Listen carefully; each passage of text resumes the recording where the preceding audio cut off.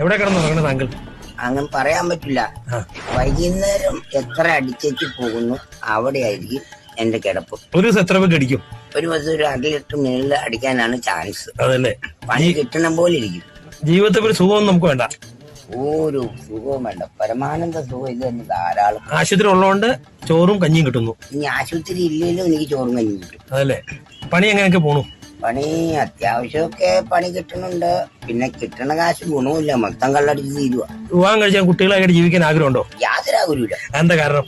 കാരണം എന്ന് പറഞ്ഞു കഴിഞ്ഞാൽ ഈ ഒരു പെണ്ണിനെ കിട്ടിക്കഴിഞ്ഞാൽ ആ പെണ്ണ് 4 മാസം കഴിയുമ്പോൾ അടുത്ത ആളുടെ കൂടെ പോകും. അതിന് മറ്റും കെട്ടാണ്ടിരിക്കുക. കൊള്ളാം.